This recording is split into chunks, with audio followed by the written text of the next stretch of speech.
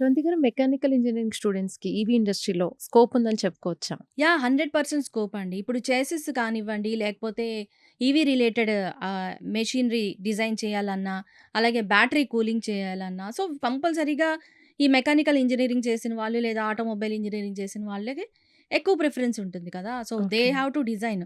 ఆ engine designing కూడా మొత్తం వాళ్ళు చేయాల్సిందే.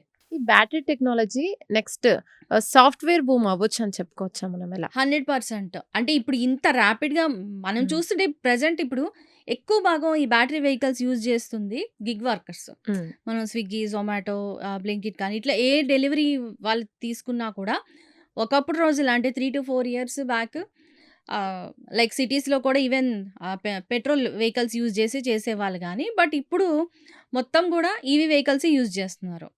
సో, ఇంత డెవలప్‌మెంట్ ఉన్నప్పుడు 100% సాఫ్ట్‌వేర్ లాగే ఇది కూడా ఉండొచ్చనమాట.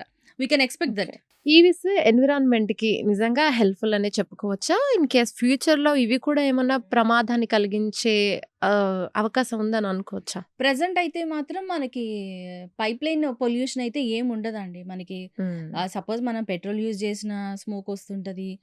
ఆర్ గ్యాసోలిన్ యూజ్ చేసినా గూడా డ్రాప్స్ స్మోక్. అయితే ఆ! పడతాయి. ఆఫ్‌కోర్స్ చాలా చాలా తక్కువ గ్యాసోలిన్ యూజ్ చేసింది. సో, ఈవీ అయితే అసలు జీరో కదా! ఎలాంటి పొల్యూషన్ అయితే రాదు మనకి. ఫ్యూచర్‌లో యాక్చువల్లీ ఈ రీసైక్లింగ్ టెక్నాలజీ మీద కూడా మనకి ఎక్కువ రీసెర్చ్ ప్రోగ్రామ్స్ అయితే జరుగుతున్నాయి. సో, డెఫినిట్‌గా ఒక మంచి ఔట్‌పుట్ అయితే ఈ ఎనర్జీ సెక్టార్స్‌లో ఖచ్చితంగా వస్తుందనమాట.